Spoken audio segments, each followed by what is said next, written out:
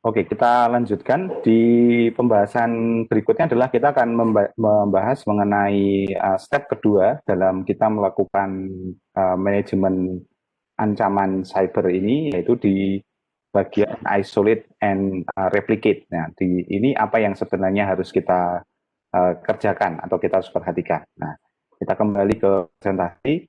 Nah, di isolate and replicate ini sebenarnya fokusnya adalah bagaimana kita mencoba melokalisir ya, atau memperkecil skop dari resiko yang muncul dalam yang mungkin nanti akan memunculkan resiko dalam ancaman cyber. Jadi ini mudahnya adalah kalau misalnya kita menemui suatu kejadian tertentu, maka kemudian cara kerjanya adalah kita coba untuk apa namanya mengisolasi apa yang bisa kita amankan.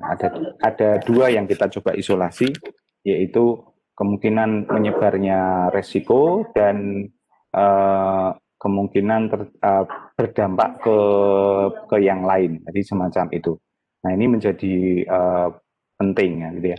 Nah, cara untuk melakukan isolasi ini adalah ada beberapa cara. Jadi yang pertama adalah melakukan pembatasan akses ya, akses atau akses kontrol. Jadi kita tidak memberikan, misalnya kita punya server, kemudian server itu misalnya terkena serangan, maka otomatis aksesnya memang harus dibatasi atau bahkan di bahasa teknisnya di dismissal gitu ya. Jadi tidak bisa diakses oleh siapapun. Nah, hanya admin yang bisa mengakses. Ini untuk apa ya namanya mengisolasi log atau log aktivitas atau sejenisnya yang masih ada di situ yang memungkinkan kita untuk men-track siapa yang melakukan, kapan, bagaimana metodenya, dan apa dampak yang akan terjadi. Nah, ini dilakukan pembatasan akses di sini. Nah, ini juga dilakukan untuk level preventif ya, level preventif. Jadi beberapa objek yang sifatnya krusial bagi suatu information system di organisasi itu memang dilakukan pembatasan akses kontrol yang sangat ketat ya. Ini sekali lagi untuk tadi mengantisipasi terjadinya kehilangan log yang sebenarnya log itu penting untuk kita bagi kita untuk menganalisis ya. Kemudian nanti juga ada ini awareness and training. Semua orang yang terlibat dalam apa namanya tim yang memanage serangan cyber ini harus tahu benar apa yang harus dilakukan. Jika terjadi A, apa yang terjadi. Jadi semacam SOP atau kebiasaannya itu sudah terjadi, sudah paham. Bahkan kalau bisa hafal di luar kepala. Jadi misalnya ada serangan terkait dengan server data misalnya gitu, kita kemudian ada data breach di situ.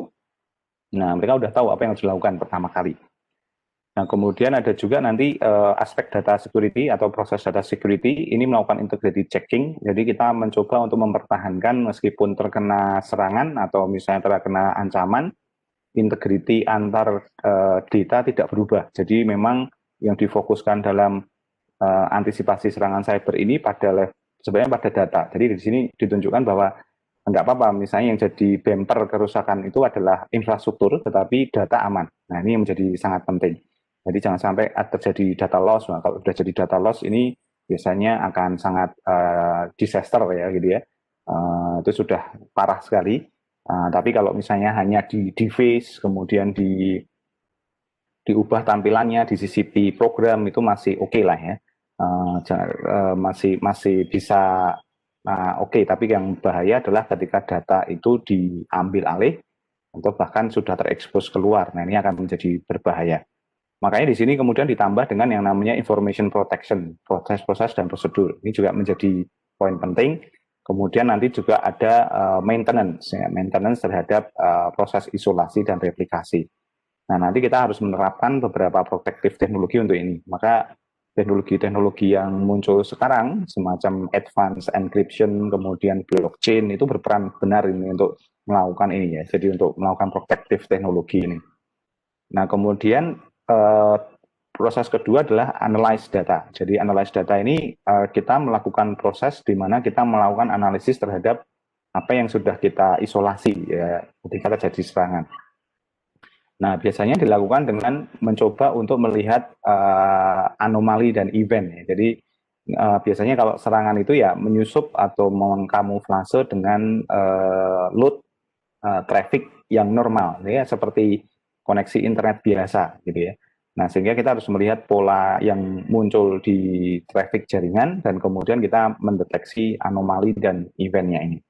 Nah, ini menjadi penting nih karena di analisis data ini teknologi-teknologi yang saat ini emerging semacam big data maupun data analitik itu kemudian sangat sangat sangat membantu ya proses ini. Jadi bagaimana deteksi anomali kemudian dan lain sebagainya, mungkin nanti ada packet sniffing analysis, nah itu menjadi sangat sangat penting.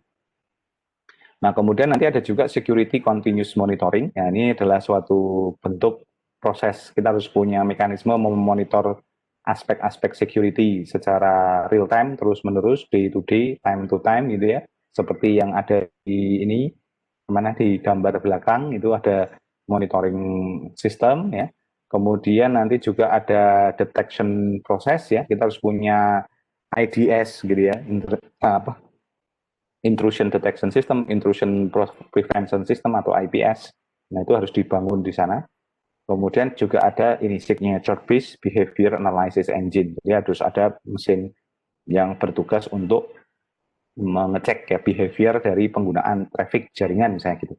Jadi saya kayak di kampus itu ada banyak wifi di masing-masing fakultas misalnya gitu. Nah, itu bisa dianalisis ya behavior dari masing-masing. Nah, sehingga tidak terjadi hal-hal yang tidak diinginkan. Jadi misalnya ternyata ada yang memanfaatkan fasilitas WiFi itu untuk traffic yang unusual atau tidak biasa dan ternyata digunakan untuk download ini jurnal ilmiah ya paper-paper tapi secara tidak benar. Saya menggunakan mesin, robot atau menggunakan bot atau yang lain ya.